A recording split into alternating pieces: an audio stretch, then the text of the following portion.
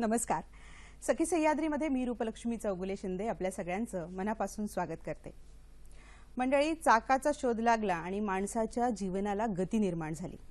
सायकलचं चाक, दुचाकी वाहन, मग चारचाकी आणि अशा विविध अत्याधुनिक तंत्रज्ञानांनी युक्त अशा वाहनांचा शोध लागला आणि माणूस आणखी गतिमान होऊ लागला.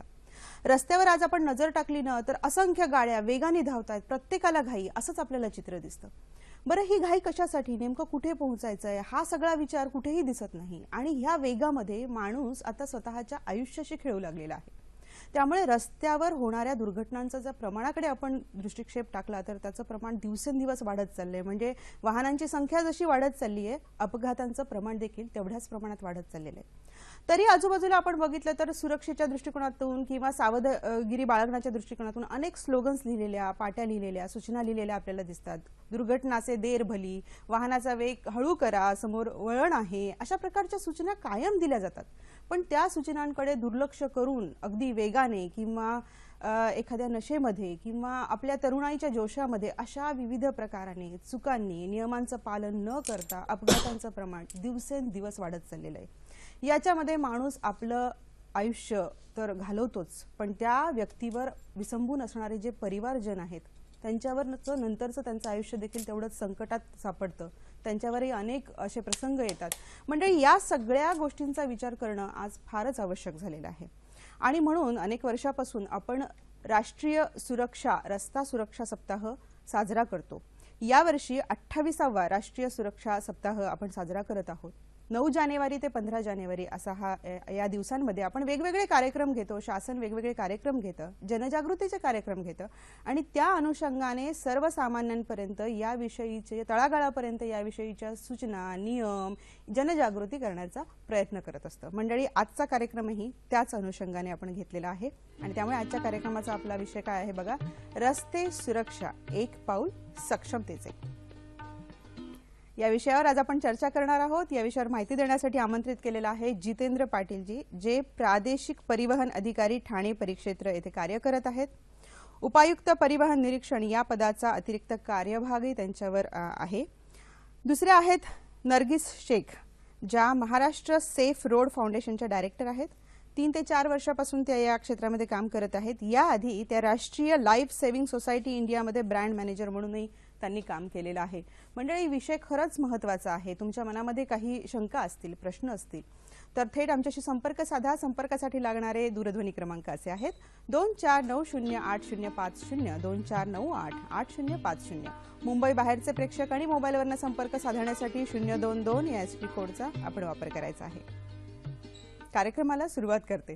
सर आणि मॅम, तुमच्या दोघांचंही सखी सह्याद्रीमध्ये मनापासून मी स्वागत करते. मी जसं सुरुवातीला म्हणाले ना सर, की रस्त्यावर आता हल्ली असं चित्र दिसतंय ना की जो तो धावतोय, ज्याला त्याला घाई आहे.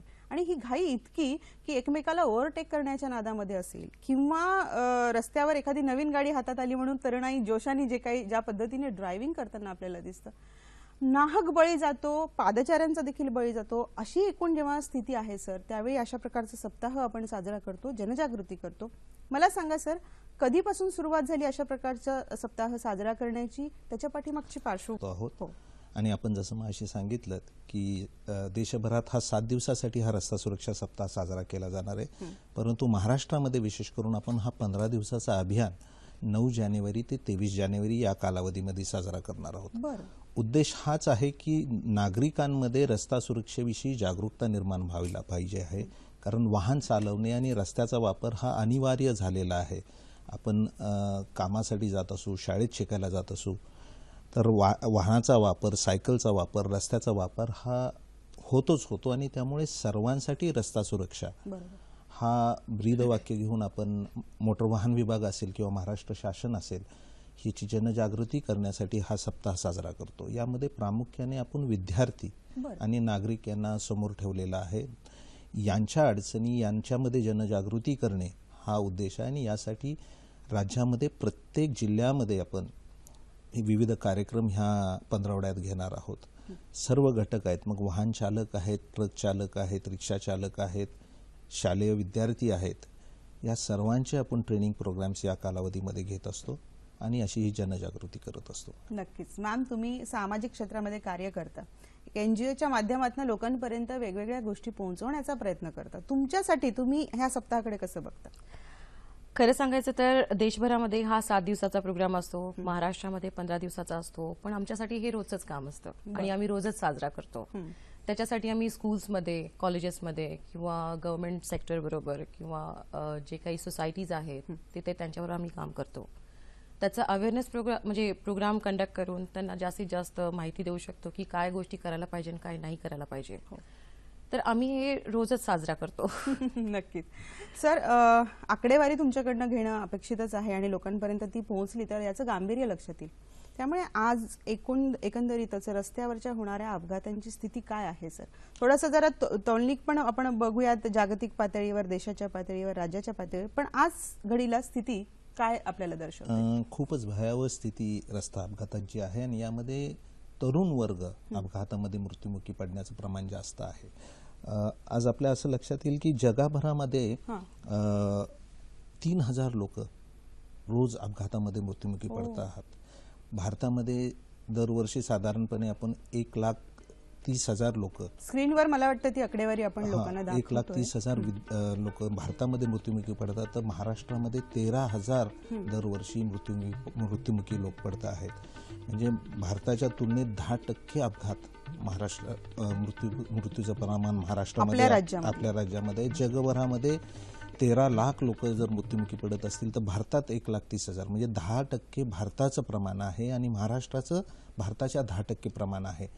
ही आकडेवारी पाहिली तर खूपच भयावह आहे आणि यासाठी मग युनायटेड नेशननी एक मिशन प्रोग्राम घेतलेला आहे की 2020 पर्यंत आपण 50% अपघात भारतामधले कसे कमी करू शकू. ह्या उद्देशाने ह्या रस्ता सुरक्षेशी निगडीत असणारे जे विभाग आहेत, मग परिवहन विभाग असेल, सार्वजनिक बांधकाम विभाग असेल, वाहतूक विभाग असेल, आरोग्य विभाग असेल, यांना सूचना दिलेल्या आहेत आणि यांचा एकत्रित वापर करून, यांचा एकत्रित मेळ घालून हे अपघात कसे कमी करता येतील याकडे आपण लक्ष देत आहोत. बरं. सर, मला वाटतं तुमच्याकडे खूप चांगली एक तौलनिक तुम्ही मला मगाशी बोलता बोललात की वर्ल्ड ट्रेड सेंटरवर एका दिवशी जितके बळी पडले होते, तर ती आकडेवारी पण खूप जर लोकांपर्यंत पोहोचली तर त्यांना जास्त त्याची तीव्रतेने जाणीव होईल. याची सांगता येईल सर? अगदी. आपण स्क्रीनवर बघू शकता मंडळी.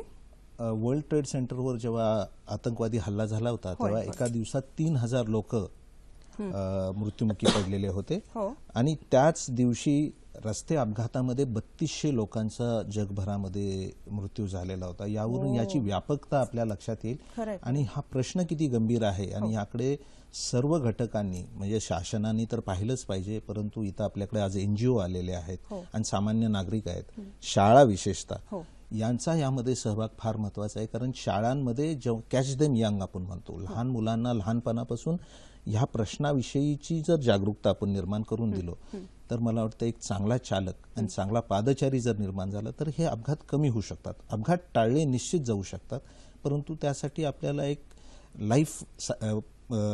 एक प्रकारची कार्यपद्धती अवलंबावी पाहिजे. बरोबर आहे. म्हणजे काय झालंय सर, आता पालक देखील फार कौतुकाने सांगतात की अगदी 18 वर्षाचं झालं नाही की माझ्या मुलांनी आता 2 व्हीलर 4 व्हीलर चालवायला सुरुवात केलेली आहे वगैरे वगैरे, पण ते किती सुरक्षित चालवतायत मुलं हा भाग खरं बघितलाच नाही. कारण तुम्ही शाळेचा विषय काढला म्हणून मुलांनी हा विषय छेडलाय. याच्यावर आपण विशेषत्वाने बोलूयात. शलाका गाडगे आपल्याला कल्याणवरनं प्रश्न विचारतात. हॅलो. नमस्कार. शलाका गाडगे कल्याणहून प्रश्न विचारते की आजचा विषय फार चांगला आहे की रस्ते सुरक्षा. खरोखरच म्हणजे रस्त्यावरून चालणं सुरक्षित आहे का, हा खरंच प्रश्न आहे. कारण पायी चालणाऱ्यांचं काय होतं की ते पायी चालत असतात, पण जे वाहन चालक असतात त्यांना ते त्या रस्त्याचे राजे असल्यासारखेच वाहनं चालवत असतात. म्हणजे त्यांना कुणाची चालणाऱ्यांची काही फिकीरच नसते आणि फुटपाथही उरलेले नाहीयेत. तर अशा परिस्थितीत काय करता येण्यासारखं आहे. आणि दुसरी अशी गोष्ट की आपण जे म्हणतो की नेहमीची येई मग पावसाळा, या उक्तीप्रमाणे खरोखर भारतात असा एकही रस्ता नाहीये की जिथे खड्डा नाहीये. तर ह्याच्यावरती काही करता येण्यासारखं आहे का? बरं.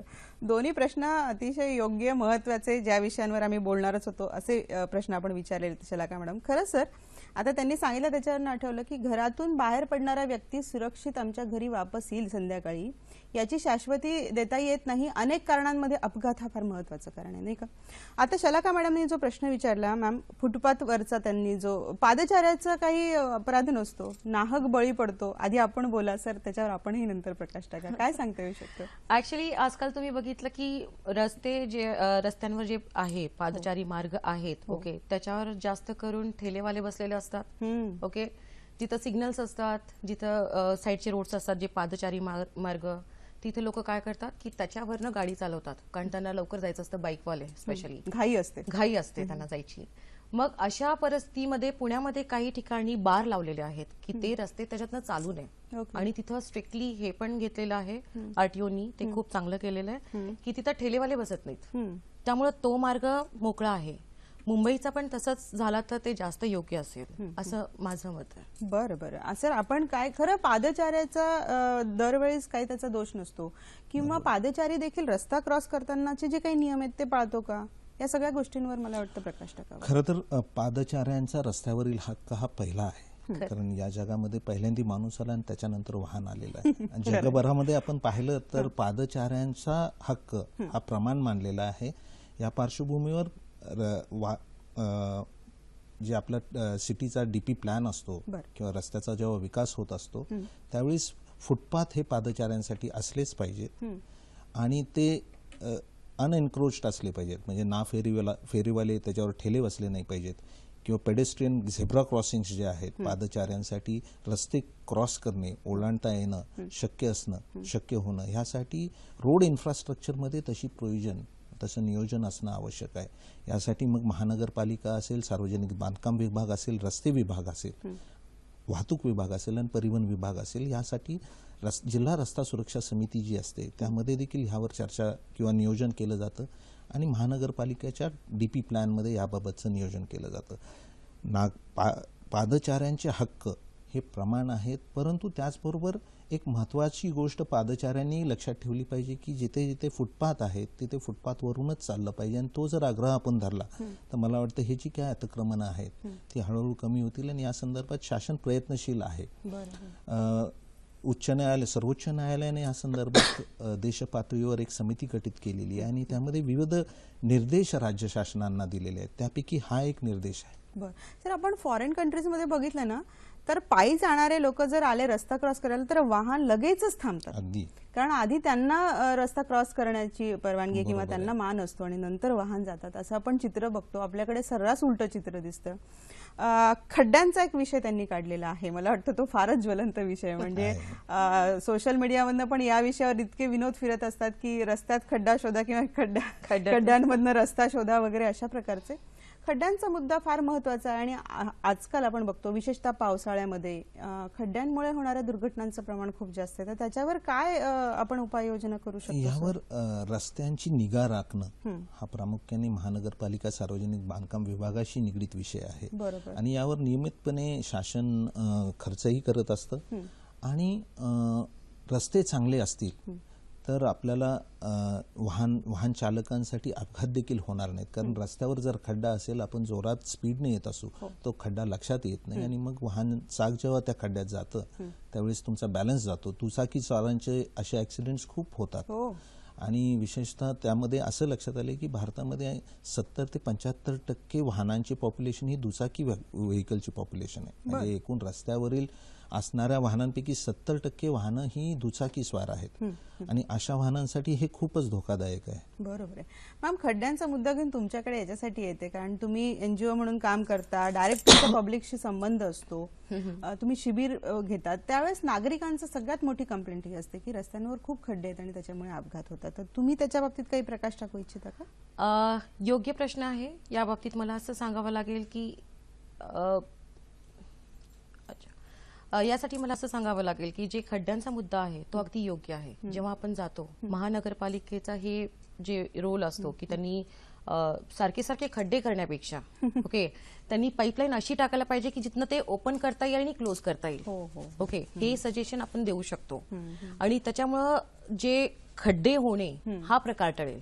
किंवा जेव्हा पाईप टाकायला जातात लोक, म्हणजे काही त्यांना काही केबलिंग करायची असते किंवा एखादं ड्रेनेजचं पाईप घ्यायचं असतं किंवा काही गोष्टी त्यांना करायच्या असतात खड्डे खोदून, तर ते त्यांनी व्यवस्थित जर केलं प्री प्लॅन करून तर ते कदाचित टळू आपण ते शकतं. प्रमाण टाळू शकतो. खरं आहे मॅडम. सर, युनायटेड नेशननी मला वाटतं येणाऱ्या 20 पर्यंत 50% जे आज घडीला अपघातांचं प्रमाण आहे त्याच्यात कमी करण्याचा एक प्लॅन बनवलेला आहे आणि त्या दृष्टिकोनातून आपण काय तयारी करतो त्याच्याविषयीची माहिती तुमच्याकडनं घेते. आपल्याला विवेकजींचा अहमदनगरवरनं प्रश्न आहे, तो प्रश्न आधी घेऊयात. हॅलो. हा, नमस्कार मॅडम, माझं नाव आहे विवेक खडपकर. बोला.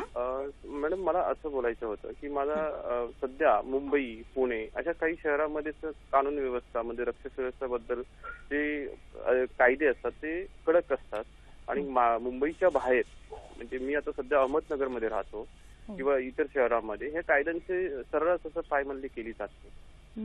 तर त्यासाठी काय करता येईल?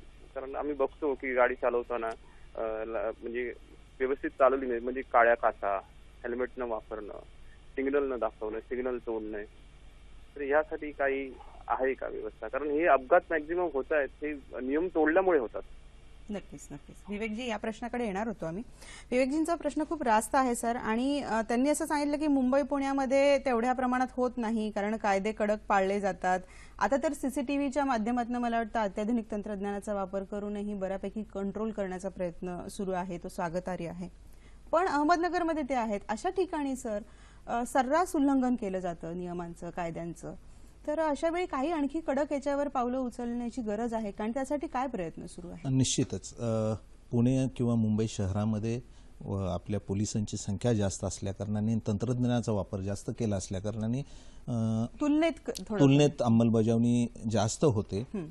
परंतु ग्रामीण भागामध्ये जसं आता सांगितलं की अहमदनगर असेल किंवा सातारा असेल, या ठिकाणी आपल्याकडे तंत्रज्ञानाचा तेवढ्या मोठ्या प्रमाणावर वापर झालेला नाही आहे किंवा कर्मचारी वर्ग कमी असतात.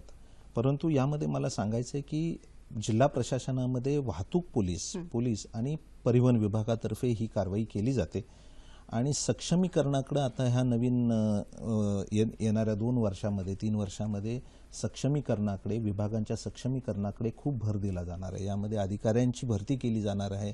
मोटर वाहन विभागामध्ये सुमारे आम्ही 1001 अधिकारी लवकरच या 2 वर्षात भरतो आहोत.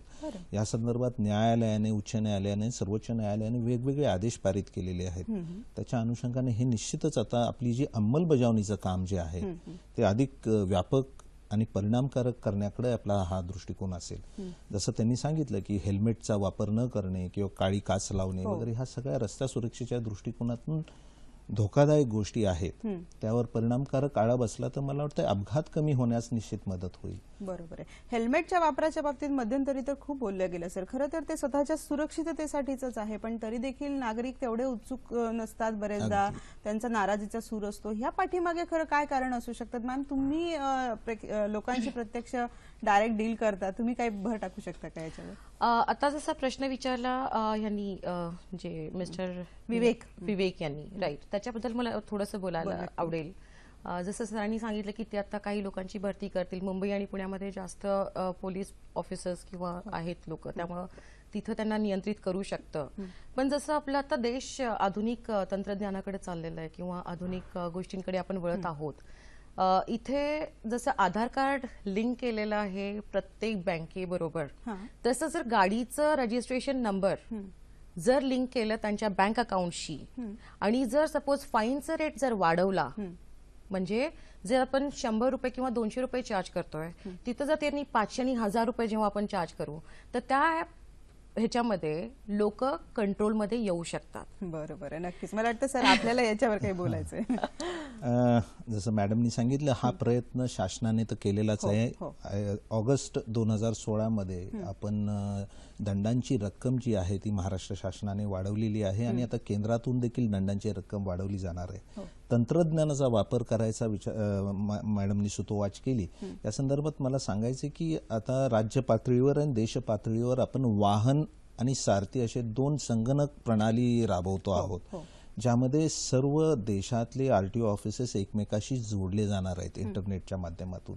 आणि अशा परिस्थितीमध्ये वाहनाचा क्रमांक, जसं आपण सांगितलं की वाहनाचा क्रमांक आणि लायसन्स हा एकमेकाशी जोडून एका ठिकाणी घडलेला गुन्हा आपल्याला दुसऱ्या ठिकाणी दुसऱ्या RTO ऑफिसमध्ये किंवा पोलीस स्टेशनमध्ये त्या माणसाने पुन्हा केला तर त्याला आता सहज संगणकावर दिसणार आहे, त्याच्या मोबाईलवर दिसणार आहे.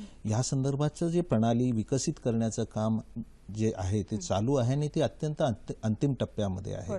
यामध्ये जे डाटा आपल्याला जो आवश्यक असतो, कोर डाटा, प्रायमरी डाटा ज्याला आपण म्हणतो, तो आता बराचसा संकलित देशभरात झालेला आहे. देशभरात 20 कोटी वाहनांचा डाटा संकलन, डिजिटायझेशन ज्याला आपण म्हणतो, ते झालेलं आहे. आणि तसंच सुमारे 10 ते 12 कोटी लायसन्सेसचं पण डिजिटायझेशन झालेलं आहे. हे आता आपल्याला संगणकावर उपलब्ध झाल्यामुळे मॅडमने जसं सांगितलं ते आता आपल्याला सहजासहजी शक्य आहे. आणि इनव्हिजिबल पोलिसिंग ज्याला आपण म्हणतो, ज्याच्या आधारे आपल्याला परिणामकारक अंमलबजावणी करता येते, कॅमेऱ्याच्या माध्यमातून असून मोबाईल ॲपच्या माध्यमातून असू, तेही आपण अंगीकृत करतो आहोत. नक्कीच. मला वाटतं नुकतीच मी बातमी ऐकली होती की जर आता कोणी सिग्नल तोडलं तर विदिन 4 सेकंदामध्ये त्याच्या मोबाईलवर त्याच्याविषयीची सूचना त्याला मिळणार आहे. तर हे सगळं अत्याधुनिकीकरण या क्षेत्रामध्ये आता येतच आहे. मॅम, आपल्याला याच्यावर काही अजून एक गोष्टीवर मला सांगावं लागेल, म्हणजे मला ज्या पद्धतीचं माहिती आहे की इन्शुरन्स कंपनी ज्या आहेत त्यांनी पण अशी यंत्रणा तयार केलेली आहे की जी कारमध्ये फिट केली जाते आणि त्याच्यावरनं त्या ड्रायव्हरचं जे आहे रेकॉर्ड ट्रॅक करून त्याचं पुढचं जे हे येईल इन्स्टॉलमेंट जे येईल त्याच्यामध्ये त्याचे चार्जेसचं व्हेरिएशन्स येतात. तर ही यंत्रणा जी आहे ते ड्रायव्हरला कंट्रोल करतं व्यवस्थित ड्रायव्हिंगसाठी. नक्कीच नक्कीच. ओके. आणि दुसरी गोष्ट, जेव्हा आपण 2 व्हीलर बद्दल बोलू तेव्हा जसं 2 व्हीलर आपण खरेदी करायला जातो पण कोणी असं हेल्मेट घ्यायला जात नाही. तर 2 व्हीलर हे हेल्मेट बरोबर जर मिळालं तर ते खूप चांगलं असेल.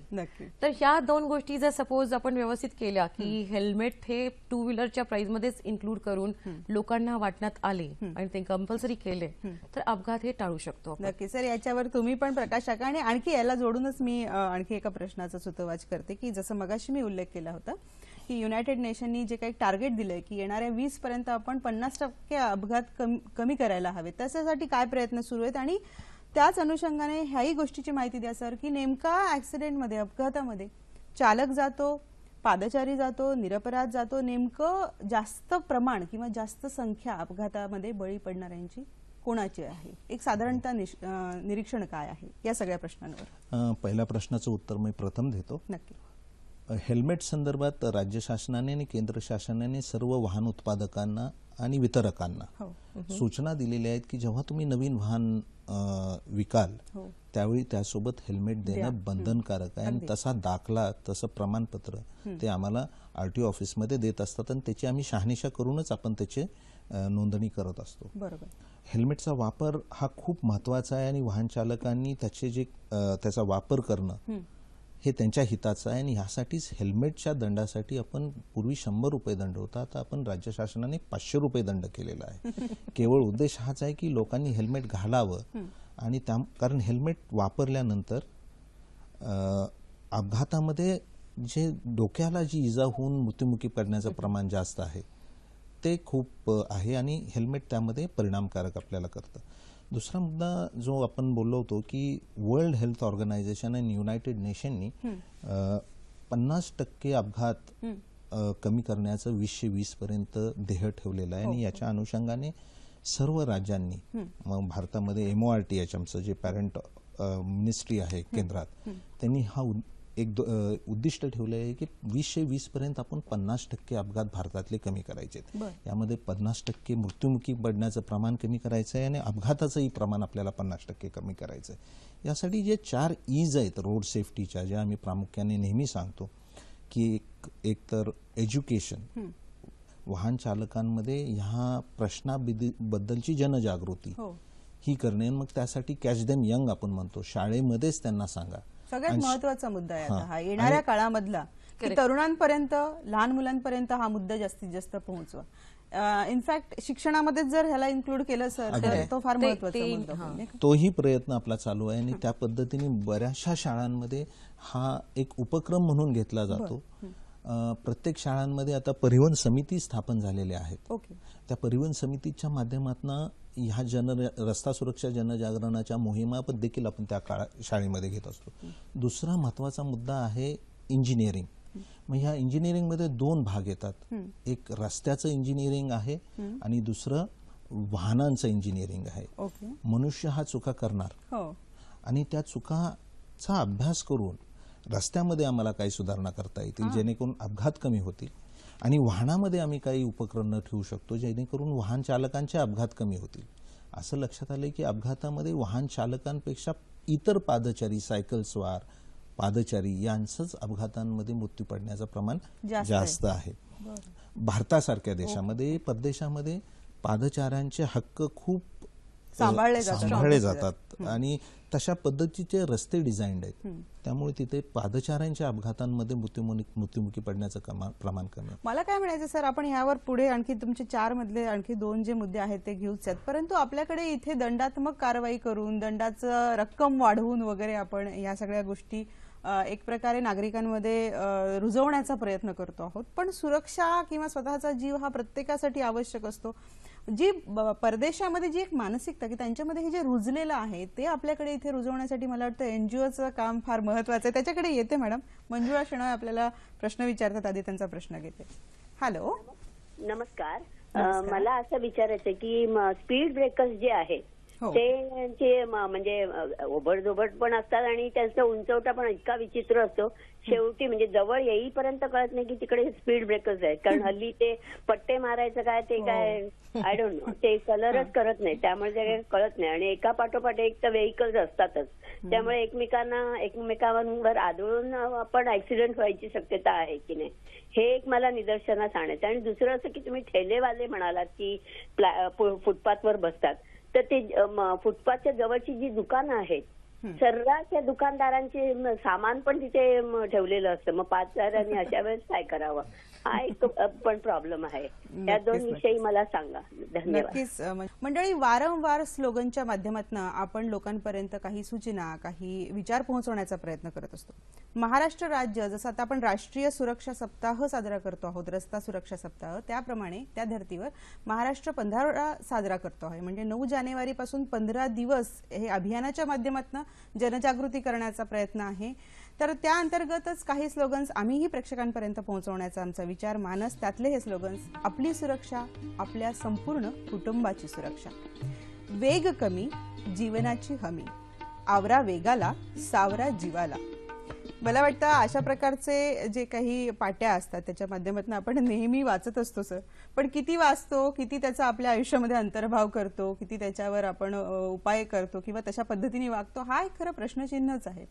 आपण मगाशी ब्रेकला जाण्यापूर्वी मंजुळा शेणॉयजींचा प्रश्न होता, खूप चांगले प्रश्न होते त्यांचे, की स्पीड ब्रेकर असतात सर, पण त्याच्यावर पट्टे मारलेले नसतात, अंधारात तर अजिबात कळत नाही, अगदी जवळ येईपर्यंत तो वाहन चालक आणि लगेचच ब्रेक दाबावा लागतो, त्यातून बरेच अपघात घडतात. याच्या बाबतीत आपण काय सांगाल? रस्त्यावरील स्पीड ब्रेकर्सवर मार्किंग्स असणं अत्यंत आवश्यक आहे आणि इंडियन रोड काँग्रेस प्रमाणे हे रोड मार्किंग्स रूल आहे, हा रूल आहे. आणि ह्याची जबाबदारी जिथे ग्रामीण भागामध्ये जिथं सार्वजनिक बांधकाम विभागाकडनं हे रस्ते ठेवले जातात तिथे सार्वजनिक बांधकाम विभागाची आहे आणि शहरामध्ये महानगरपालिका, नगरपालिकेची जबाबदारी आहे. मुख्य रस्त्यावर, नॅशनल हायवे आणि स्टेट हायवेजवर स्पीड ब्रेकर्स असू नयेत असे निकष आहेत. फिडर रोड्सवर असावेत, म्हणजे हम रस्त्यावर असावेत, मुख्य रस्त्यावर नसावेत. आणि त्याच्यावर पांढरा पट्टा हा मारला पाहिजे जेणेकरून रात्रीच्या काळामध्ये, रात्री तुम्ही जे येत असताना तुम्हाला दिसलं पाहिजे की स्पीड ब्रेकर आहे. त्याचबरोबर स्पीड ब्रेकरच्या अलीकडे तुम्हाला ती एक साईन पण असणे आवश्यक आहे, एक चिन्ह असणं आवश्यक आहे की पुढे 200 मीटरवर, 50 मीटरवर स्पीड ब्रेकर आहे, हा इशारा दर्शक चिन्ह देखील असणं आवश्यक आहे. आणि ही सर्व जबाबदारी ज्याला आपण रोड इन्फ्रास्ट्रक्चर म्हणतो ती सार्वजनिक बांधकाम विभाग त्याचं काम बघतं आणि शहरामध्ये महानगरपालिका किंवा नगरपालिका काम बघते. बरं बरं सर, दुसरा मुद्दाही त्यांचा महत्वाचा होता ते की दुकानांच्या बाहेर एवढ्या लांबपर्यंत सामान ठेवलं जातं की अर्धा रस्ता कव्हर केला जातो, तिथे रस्ता खूप कमी असतो. म्हणजे आपण आता हायवे सोडून गावामधला इंटिरियरचा भाग जरी विचार केला तरी तिथे रस्ताच इतका अपुरा होऊन बसतो की अपघातांचं प्रमाण मग वाढू शकतं. यावर काय कडक कारवाई केली जाते का? आणि खरं तर नागरिकांचाही याच्यामध्ये फार नागरिकांचा फुटपाथ असणं हा नागरिकांचा हक्क आहे. खरं आहे. आणि जर फुटपाथ असेल तर नागरिक रस्त्यावरून चालणार नाहीत. या पार्श्वभूमीवर शहरामध्ये हा प्रामुख्याने प्रश्न असतो.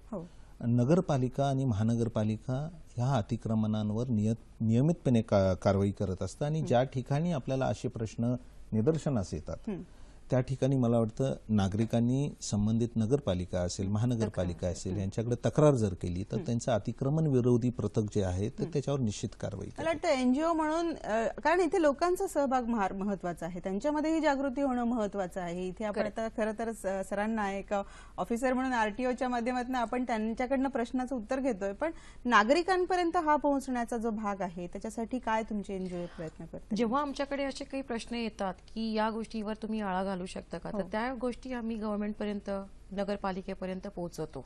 त्याविषयी आम्ही कारवाई करतो, त्याला इनिशिएट करतो आणि त्या गोष्टीवर आम्ही बंदी आणतो. बरोबर. तर या गोष्टी आम्ही आतापर्यंत करत आलेलो आहोत आणि याच्यानंतर पण जेव्हा जेव्हा आम्हाला दिसेल की असं काही होतंय त्यावेळी आम्ही ऍक्शन्स घेत राहू. नक्कीच. सर, आपण 4 E's बद्दल बोलत होतो, त्यातले 2 मला वाटतं आपण कव्हर केलेले आहेत. की तुमचा तो मुद्दा खूप चांगला होता की रस्त्यांची बांधणी अशा पद्धतीची असावी की जेणेकरून माणसाच्या चुका ज्या आहेत त्या कमीत कमी होतील. वाहनं अशी निर्माण करावीत की ज्याच्यामुळे जास्तीत जास्त चुकांमुळे अपघात टाळल्या जावेत. तर त्याच्या बाबतीत आणखी पुढे काय आपण सांगू शकतो? खरं तर अपघात हे होत असतात, कोण करत नसतं. आणि अशा पार्श्वभूमीवर रोड सेफ्टीच्या अनुषंगाने आमचा 3रा ई महत्वाचा जो आहे तो एन्फोर्समेंट आहे. अंमलबजावणी अधिक चांगली आणि अधिक परिणामकारक असेल तर रस्त्यांचे अपघाताचे प्रमाण खूप कमी होतं असं लक्षात आलेलं आहे. विशेषतः स्पीड कंट्रोल असेल किंवा ड्रंकन ड्रायव्हिंग असेल किंवा हेल्मेटचा वापरण्यासंदर्भात एखादी जी मोहीम राबवली आपण तर त्यामध्ये अपघातांचं प्रमाण कमी झालं असल्याचं निदर्शनास येतं आणि फेटॅलिटीज देखील कमी झालेल्या आहेत असं लक्षात येतं. त्यामुळे अंमलबजावणी अधिक कडक करावी, त्यामध्ये अधिक तंत्रज्ञान यावं याकडे शासन लक्ष देत आहे आणि या संदर्भात गुणात्मक बदल आपल्याला नजीकच्या 2 ते 3 वर्षामध्ये दिसेल. मला सर स्पीड कुठल्या वाहनाची काय असावी तेही आपण त्या अनुषंगाने प्रेक्षकांपर्यंत पोहोचवलं तर बरं होईल. मला वाटतं आपण स्क्रीनवर मंडळी बघू शकतो. मोटर वाहन कायद्याप्रमाणे जरी रस्त्यावरील स्पीड लिमिट्स वेगवेगळे असले तरी प्रत्येक वाहनासाठी वेगवेगळे स्पीड लिमिट्स दिलेले आहेत. त्यामध्ये 4 चाकी वाहनांसाठी स्पीड लिमिट्स कुठेही नाही आहेत, परंतु रस्त्यावर आपण जात असताना रस्त्यावर जर स्पीड लिमिट असेल तर ह्या 4 चाकी वाहनांनी ते स्पीड लिमिट पाळायचं आहे. एक्सप्रेसवेवर 80चं स्पीड लिमिट आहे तर 80च्या पुढे 4 चाकी वाहनाने जायचं नाहीये. दुचाकी वाहनांसाठी सर्व काळ 50 किलोमीटरचं स्पीड लिमिट आहे, हे आपण लक्षात ठेवा. हे मोटर वाहन कायद्याप्रमाणे आहे. परिवहन संवर्गातल्या रिक्षा, टॅक्सी, टेम्पोज असतील त्यांच्यासाठी 65 किलोमीटरचं स्पीड लिमिट आहे आणि हेवी व्हेकल्स जे आहेत, मोठे ट्रेलर्स, त्याच्यासाठी 50 किलोमीटरचं स्पीड लिमिट आहे. तर हे वेगाची मर्यादा मला वाटतंय सर्व नागरिकांना माहिती असणं आवश्यक आहे. सर, याच्यावर आपल्याला काही मला एक ह्याच्यामध्ये सांगू मी इच्छिते की जसं आपण मोटर किंवा वाहनांसाठी जे आपण स्पीड लिमिट दिलेलं आहे, जे कोणी पादचारी असेल जे ब्लूटूथ स्पीकर वगैरे नाही, सॉरी, ब्लूटूथ हेडसेट लावून चालतं किंवा कोणी इयरफोन लावून चालतं आणि त्यांना हे कळायला पाहिजे की रस्त्याच्या त्या बाजूने चला की तुम्हाला समोरनं येणारी गाडी दिसावी. आणि हल्ली हे फार फॅड वाढलंय सर की हेडफोन लावून रस्ता क्रॉस करतात, सेल्फी काढत रस्त्याकडे लक्ष नसतं, याच्यामुळे पण दुर्घटनांचं प्रमाण वाढत. ऍक्च्युली जसं बघितलं गेलं की आता जसं फेसबुक म्हणा किंवा व्हॉट्सअप म्हणा, जी आता सोशल मीडिया जी आहे त्याच्यामध्ये एवढं प्रमाण झालेलं आहे की कारमध्ये जेव्हा तुम्ही बसता, कुणाचा मेसेज आला की तुम्ही आधी प्रश्न म्हणजे काय करणार आधी की तुम्हाला टेक्स्टचं तुम्ही आन्सर देणार, त्याच्यामध्ये तुमचे 10 ते 15 सेकंद जातात. ओके, जोपर्यंत तुमचा सिग्नल चालू होतो किंवा तुम्ही जाता ती जी 10 सेकंद असतात त्या 10 सेकंद मध्ये कधीही कुठलाही मोठा अपघात होऊ शकतो. मी करू शकते म्हणून मी टाईप करते आणि म्हणून मी करू शकेन आणि मी जाऊ शकेन, अगदी हे करून मला वाटतं आपण अपघात होतात हे वास्तव आहे, सत्य आहे, याला आपण नाकारू शकत नाही. वेळ आपल्याकडे कमी आहे. मला वाटतं सर आपण चिन्हांकडे येऊयात की चिन्हांच्या माध्यमातून पण बऱ्याच वेळा नागरिकांना सूचना दिल्या जातात, त्याच्याकडे येऊयात. पण तत्पूर्वी दुर्दैवाने कोणाचीही चूक असू दे, अपघात झाल्यानंतर त्वरित उपचार काय व्हायला हवेत हे नागरिकांपर्यंत पोहोचणं फार महत्वाचं आहे. सर, सुरुवातीला आपण प्रकाश टाका आणि मग मॅडम आपणही सांगा. खरं तर 4था जो ई जो आहे रस्ता सुरक्षेचा तो इमर्जन्सी, या संदर्भात इमर्जन्सी मेजर्स, अपघात झाल्यानंतर नक्की काय करणार आहात. तर महाराष्ट्र शासनाने 108 हे अत्यंत उत्कृष्ट सेवा पूर्ण राज्यभरात राबवलेली आहे. त्या 108 अंतर्गत तुमचे advanced ambulances, advance life support ambulances आणि बेसिक लाईफ सपोर्ट ॲम्ब्युलन्सेस उपलब्ध आहेत. फोनवर 108 वर आपण नंबर दिल्यानंतर, फोन केल्यानंतर सुमारे 15 मिनिटांमध्ये घटनास्थळी वाहन येतं आणि मग त्या ॲम्ब्युलन्समध्ये ट्रेन डॉक्टर्स आहेत जे तुम्हाला इमिजिएट उपचार करतात तिथं. गोल्डन आवरमध्ये जर आपल्याला उपचार मिळाला तर दगावण्याची शक्यता खूप कमी असते आणि अशा खूप चांगला उपक्रम महाराष्ट्र शासनाने केलेला आहे. इमर्जन्सी मेजरमध्ये फर्स्ट एड आणि गोल्डन आवरमध्ये त्याला योग्य उपचार वाहनच्या अपघातग्रस्ताला जर मिळाल्यास अपघातांचं प्रमाण खूप कमी होतं. कारण आपल्या लक्षात येईल की वर्किंग एज मधलीच माणसं ह्या अपघातामध्ये मृत्युमुखी पडतात. दुर्दैवाची गोष्ट ही आहे की तरुण लोकांची संख्या बळी जाण्याची खूप जास्त आहे. नक्कीच. दीपाली काळे आपल्याला प्रश्न विचारतात सर, याच्यावर आणखी माहिती घेऊयात. पहिल्यांदा त्यांचा प्रश्न घेते. हॅलो दीपाली. नमस्कार. मला असं विचारायचं की आता सीट बेल्ट कंपल्सरी आहे पण टॅक्सीजना ते सोय ठेवलेली दिसत नाही, तर हे निदर्शनाला जर आणून द्यायचं असेल जी कुठली प्रणाली आहे त्याच्यासाठी तर काय करायला पाहिजे? दुसरी गोष्ट म्हणजे ऑपेरा हाऊस सिग्नल, नाना चौक सिग्नल हे जे अतिशय महत्वाचे सिग्नल आहे तिथे सुद्धा तुम्ही जाऊन बघाल ना तर वाटेल तशा गाड्या, तर रोड डिवायडरचा काही उपयोग केला जात नाही आणि वाटेल तशा गाड्या चालवल्या जातात. ट्रॅफिक पोलीसची चौकी जवळ असून सुद्धा या गोष्टी घडतात. सामान्य माणसाने घराच्या बाहेर पडावं कसं? तिसरी गोष्ट म्हणजे अपघात होतात वगैरे आपण बोलतो पण रोड डिवायडर किती लहान आहेत. ज्याही ठेवतात त्यावेळेला माणसाला अर्धा रस्ता सुद्धा धडधाकट माणसाचा सुद्धा नाही क्रॉस करून होत. नुसतं आपण चर्चा करतो, काय उपयोग आहे सांगा मला? खरंय दीपाली ताई, ह्या सर्व सामान्य नागरिकांच्या मनातले अत्यंत ज्वलंत असे मुद्दे तुम्ही इथे छेडलेले आहेत. या मुद्द्यांवर आपण मार्गदर्शन घेऊया. मंडळी, मगाशी जसं सांगितलं 9 ते 23 जानेवारी महाराष्ट्र राज्य जे आहे तो हा सप्ताह साजरा करतात. त्या अनुषंगाने काही स्लोगन्स. अतिघाई संकटात नाही, वाहने सावकाश चालवा, आपले आयुष्य जीवन वाचवा, अमूल्य जीवन वाचवा. आयुष्यावर प्रेम करा, गाडीच्या वेगावर नको, वाहतूक नियमांचे काटेकोर पालन करा. ह्या सगळ्या सुविचारांपर्यंत तुम्हाला नेणं किंवा आपण जे नेहमी वाचतो त्याच्यावर अंमलबजावणी कशी करायची हा आजच्या कार्यक्रमातनं आमचा उद्देश होता. खरं तर सर, ब्रेकला जाण्यापूर्वी आपल्याला खूप चांगले प्रश्न दीपालीजींनी विचारलेले आहेत की टॅक्सीमध्ये सेफ्टी बेल्ट्स नसतात किंवा टॅक्सी चालक कुठेही टॅक्सी पार्क करतात, अगदी जायला रस्ता नसतो असं, किंवा डिवायडर्स जे असतात ते इतके अरुंद असतात की एक धडधाकट माणूस सुद्धा क्रॉस करू शकत नाही. या सगळ्या प्रश्नांना थोडक्यात आपण काय उत्तर द्याल? खरं तर रस्ता सुरक्षेच्या दृष्टिकोनातून टॅक्सीमध्ये सेफ्टी बेल्ट्स असणं अत्यंत आवश्यक आहे आणि आता आपण नवीन टॅक्सीज सगळी परवानगी दिलेली आहे त्यामध्ये त्यांना सीट बेल्ट्स असतात, परंतु ते जर निकामी केली असतील तर मला वाटतं नागरिकांनी त्या टॅक्सीचा नंबर घेऊन आरटीओला कळवू शकता किंवा ट्रॅफिक पोलीसला कळवू शकता. मोटर वाहन कायद्याअंतर्गत आपण निश्चित त्यांच्यावर कारवाई करू. दुसरा मुद्दा आहे की टॅक्सीज कशाही पार्क केल्या जातात तर वाहतूक पोलीस ह्यावर नियमन करत असतं. ज्या ठिकाणी आपल्याला टॅक्सींनी तर टॅक्सी स्टँडवरच थांबणं आवश्यक आहे, त्यांच्यासाठी नियोजित असे टॅक्सी स्टँड्स दिलेले आहेत, त्या ठिकाणी त्यांनी त्यांचं वाहन उभं करणं आवश्यक आहे. त्या व्यतिरिक्त जर त्यांनी इतरत्र उभं केलं असेल तर मला वाटतं अशा टॅक्सी चालकांचे नंबर्स आपण स्थानिक ट्रॅफिक चौकीमध्ये दिले तर त्याच्यावर कारवाई होऊ शकते. तिसरा मुद्दा त्यांनी डिवायडरशी निगडीत होता तो महानगरपालिकेशी निगडीत आहे, कारण रस्त्याचे इन्फ्रास्ट्रक्चर जे आहेत, रोड ॲक्सेसरीज ज्याला आपण म्हणतो, त्या संदर्भाचा मेंटेनन्स किंवा त्याची डागडुजी जी आहे आणि देखभाल जी आहे ती महानगरपालिकेच्या माध्यमातून केली जाते. तर तिकडे जर आपण तक्रार केली तर आपण निश्चित त्याच्यावर काहीतरी उपाययोजना होऊ शकतात. डिवायडर्सचा पण मुद्दा त्यांचा महत्वाचा होता सर, आणि त्याच्यावर वारंवार नागरिकांकडनं काही गोष्टी येत असतात, त्यांच्याकडनं तशा तक्रारी पण येत असतात. मला वाटतं फर्स्ट एड ह्याच्यावर आपल्याला बरंच काही बोलायचं आहे. नागरिकांशी तुम्ही जेव्हा संपर्क साधता या विषयाच्या बाबतीत जास्तीत जास्त त्यांना माहिती पुरवली जाते का, आणि ती कोणती? फर्स्ट एडमध्ये जसे मी तुम्हाला सांगितलं की माझं इंट्रोडक्शन मी दिलं की मी राष्ट्रीय लाईफ सेव्हिंग सोसायटी इंडियाची एक एम्प्लॉई होते आधी, आणि आम्ही फर्स्ट एडवर काम करत होतो. जेव्हा असे काही अपघात होतात किंवा ब्लिडिंग होतं किंवा काही प्रॉब्लेम येतात त्यावेळी इमर्जन्सीमध्ये काय आपण त्याच्यामध्ये तत्काळ उपचार द्यायला पाहिजे ह्याच्याबद्दल आम्ही प्रशिक्षण देतो.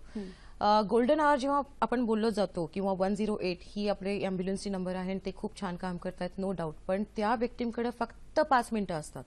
आणि गोल्डन आवर जे असतात ते त्यालाच म्हणतात प्लॅटिनम प्लॅटिनम पिरियड म्हणतो आपण त्याला. तर त्या पिरियडमध्ये जर त्यांना CPR किंवा ब्लिडिंग थांबवण्यासाठी किंवा काही गोष्टीचं जे आवश्यक ज्ञान आहे ते जर योग्य प्रमाणात इमिजिएटली मिळालं तर त्या विक्टिमचा आपण जीव वाचवू शकतो. त्याच्यासाठी 4 A's खूप महत्वाचे असतात. जसं 4 E's महत्वाचे असतात तसं फर्स्ट एडमध्ये अवेअरनेस, असेसमेंट, ऍक्शन आणि आफ्टर केअर हे खूप महत्वाचे असतात. त्यामुळे फर्स्ट एड ट्रेनिंग सगळ्या लोकांना घेणं खूप आवश्यक आहे. आतापर्यंत आम्ही 2 ते 3 लाख लोकांना आम्ही फर्स्ट एड दिलेला आहे. सर्टिफाईड फर्स्ट एडर्स आहेत. आणि त्याच्यामध्ये जसं गुड मॅरिटन्स लॉ आता आहे ज्या पद्धतीनं की एखादा माणूस जे बघ्याची भूमिका करतो त्यांना जर ती व्यक्तीला इमिजिएटली हॉस्पिटलमध्ये घेऊन गेला आणि त्याच्यामध्ये त्याला कुठलेही नो क्वेश्चन्स असतात, त्याला कुठलेही प्रश्न विचारत नाही, पोलिसांसाठी थांबत नाही, इमिजिएटली तात्काळ उपचार होऊ शकतात. तर ह्या सगळ्या गोष्टी खूप महत्वाच्या आहेत. फर्स्ट एडचं ट्रेनिंग असण्यासाठी फर्स्ट हेल्थ सेंटर जे आहेत ते जागोजागी कॉर्नरवर असणं खूप महत्वाचं आहे. त्यामुळे प्रयत्न करतो. फर्स्ट एड बॉक्स व्हेकल्स मध्ये कंपल्सरी असणं ही फार महत्वाचा मुद्दा आहे. तसा काही रूल किंवा कायदा आहे का? परिवहन संवर्गात ज्या टॅक्सीज असतात किंवा बसेस असतात त्यामध्ये फर्स्ट एड बॉक्स असणं कंपल्सरी आहे. वास्तविक आजकाल डीलर सुद्धा गाडी विकताना आपल्याला फर्स्ट एड किट्स देत असतात. ते वेळेत आपण रिप्लेस करणं आवश्यक आहे. त्यानंतरची जबाबदारी आपली वाहन चालकाची आहे हे आपण लक्षात ठेवलं पाहिजे. यामध्ये खरं जसं मॅडमनी सांगितलं की फर्स्ट एड प्लॅटिनम आर ज्याला आपण म्हणतो, फर्स्ट एडचं ट्रेनिंग आपल्याला सर्व नागरिकांना असणं आवश्यक आहे. केवळ अपघातासाठी नव्हे तर इतरही अपघात, वाहनाच्या कुठलेही अपघात होत असतात. फायरच्या बाबतीत कसं करणार आहात किंवा हार्ट अटॅक आल्यानंतर कसं करणार. तर हे सगळं एक जनरल अवेअरनेसचा जो भाग आहे तो नागरिकांमध्ये मला वाटतं आरोग्य विभाग आणि जसं या NGOज आहेत त्यांच्या माध्यमातून होऊ शकतो. ग्रामीण भागामध्ये आपल्या लक्षात येईल की प्रायमरी हेल्थ सेंटर्स जवळजवळ सगळीकडे आहेत आता. करेक्ट. प्रायमरी हेल्थ सेंटर्सच्या इन्फ्रास्ट्रक्चरचा वापर करून ग्रामीण भागामध्ये आपण कसं फर्स्ट एडचं ट्रेनिंग देऊ शकू हा देखील एक चांगला उपक्रम होऊ शकतो. आम्ही जे सेफ रोड फाउंडेशन मध्ये काम करतो त्याच्यामध्ये पण हा आमचा एक महत्वाचा प्रोग्राम आहे. जिथं आम्ही स्वतः जाऊन तिथं ट्रेनिंग दिलं जातं. आमचे ट्रेनर्स आहेत ते इंडियामध्ये सगळ्या भागामध्ये काम करतात आणि फर्स्ट एडचं ट्रेनिंग देतात. कारण अपघात हे फक्त रस्त्यावरच होत नाही, हे घराघरामध्ये होऊ शकतात. बर्निंग केसेस किंवा हार्ट अटॅक किंवा स्ट्रोक किंवा काही नाही. बरोबर आहे, फर्स्ट एड हा महत्वाचा मुद्दा आहे. पण आज आपला जेव्हा विषय आहे की रस्त्यांवरची सुरक्षितता, तर त्या दृष्टिकोनातून मग सर्वच नागरिकांना त्या दृष्टीने प्रशिक्षण मिळणं फार गरजेचं आहे. सर, जाता जाता काही मुद्द्यांना स्पर्श करायचा. हायवेजवर प्रामुख्याने आता आपण पुणे मुंबई हायवे जर बघितला त्याच्यामध्ये ट्रक ड्रायव्हर कशाही पद्धतीने व्हेकल चालवतात त्याच्यासाठी काही नियम असू शकतो किंवा आहेच मला वाटतं की ते विशिष्ट दिशेने त्यांनी साईडनीच चाललं पाहिजे. त्याच्यामुळे बऱ्याचदा ट्रॅफिक जाम वगैरे सारखे प्रॉब्लेम्स होतात.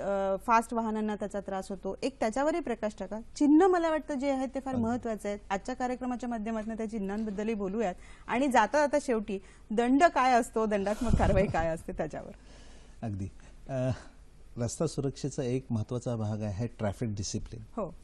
आणि माशी आपण जसा मुद्दा उपस्थित केला की एक्सप्रेसवेवर किंवा मोठ्या हायवेजवर जिथं 4 वे लेनिंग आहे तिथे हेवी व्हेकल्सनी कसं चालावं. तर नियम असा आहे की डावीकडची लेन ही हेवी व्हेकल्ससाठी आहे, मधली लेन एक्सप्रेसवरची आहे ती रेग्युलर 4 चाकी वाहनांसाठी आहे आणि एकदम उजवीकडची लेन जी आहे ती ओव्हरटेकिंगची लेन आहे. हे बंधन जे आहे ते सर्वांनीच पाळलं तर सगळ्यांसाठी वेळेत घरी पोहोचता येईल, सुरक्षित घरी पोहोचता. यासाठी शिक्षणाची खूप आवश्यकता आहे आणि या संदर्भात कारवाई देखील हायवे पोलीसच्या माध्यमातून एक्सप्रेसवेवर आणि नॅशनल हायवेवर केली जाते. दंडात्मक कारवाई केली जाते. ही अलीकडे ऑगस्ट 2016 नंतर याची परिणामकारक अंमलबजावणी व्हावी म्हणून दंड देखील आपण केंद्र शासनाने, राज्य शासनाने आणि केंद्र शासनाने साधारणपणे विना हेल्मेट जर आपण वाहन चालवलं तर 500 रुपये दंड आहे. नियमांचं उल्लंघन केलं आणि धोकादायक पद्धतीने वाहन चालवलं तर 2000 रुपयेपर्यंत आपल्याला दंड होऊ शकतो. सीट बेल्ट नसेल तर 1000 रुपयेपर्यंत दंड आहे. इन्शुरन्स नसेल तर 2000 रुपयेपर्यंत आपल्याला दंड आहे. असे वेगवेगळे दंडांच्या रकमा कायद्यामध्ये आपण विहित केलेल्या आहेत आणि त्याप्रमाणे परिवहन विभाग असेल किंवा वाहतूक विभाग असेल ही कारवाई नियमितपणे करत असतो. बरं बरं सर, चिन्हांकडे येऊयात. मला वाटतं स्क्रीनवर आपण दाखवू शकतो की वेगवेगळे चिन्ह असतात. खरं तर दंडात्मक कारवाई आपल्याच सुरक्षिततेसाठी आहे असंही म्हणायला काही हरकत नाहीये, पण चिन्ह देखील आपल्याला खूप सुरक्षितता देतात सर. तर त्या चिन्हांकडे कसं लक्ष द्यावं? मला वाटतं स्क्रीनवर आपण बघू शकतो. रस्त्यावरून जेव्हा आपण वाहन चालवतो त्यावेळेस चिन्हांचं जर आपण अनुकरण केलं आणि चिन्ह पाळली तर अपघात कमी होण्यासाठी खूप मदत होती. हे चिन्ह हे इंटरनॅशनल स्टँडर्ड्सनी बनवलेली आहेत आणि त्याच्यासाठी लँग्वेज बॅरियर काही नाही आहे. त्यामुळे ही चिन्ह काय नेमकी सांगतात तर आपण आता पाहता आहात की गोल आकारात जी चिन्ह आहेत ती मॅन्डेटरी सायन्स, ज्याला आदेशदर्शक चिन्ह आपण म्हणले जातो, ह्या गोल आकारात आपल्याला रस्त्यावर चिन्ह दिसतात. या चिन्हांचा जर आपण उल्लंघन केलं तर कायद्याने आपल्याला दंडात्मक कारवाई होऊ शकते. त्यानंतर त्रिकोणामध्ये जे चिन्ह आहेत ते कॉशनरी सायन्स म्हणजे इशारादर्शक चिन्ह आहेत. म्हणजे पुढे रस्ता कसा आहे, निसरडा आहे का, वळण आहे का, अरुंद पूल आहे का, ही माहिती आपल्याला ह्या त्रिकोणी चिन्हामध्ये मिळते. आणि चौकोनी चिन्हामध्ये माहिती दर्शक इन्फॉर्मेटिव्ह म्हणजे पुढे हॉस्पिटल आहे, पेट्रोल पंप आहे, अशी साधारणपणे चिन्ह ही वापरली जातात. चिन्ह का वापरली जातात तर लँग्वेजचा प्रॉब्लेम नाही, भाषेचा प्रश्न येत नाहीये त्यामध्ये आणि ते सहजासहजी आपल्याला रस्त्यावरून दिसतात आणि हे चिन्ह आपण पाळू शकतो त्या पद्धतीने. नक्कीच नक्कीच. मला वाटतं आज दोघांनी आपण खूप चांगली माहिती दिली आहे. जाता आता एका वाक्यामध्ये मॅम तुम्हाला काय सांगायचं? अगदी एका वाक्यामध्ये. मला हेच सांगायचं की सुरक्षितता हे आपल्या हातात असते. तांत्रिक जे गाडी किंवा मोटर किंवा व्हेकल हे जे असतात ते आपल्या हातामध्ये आपण त्याला कंट्रोल करू शकत नाही.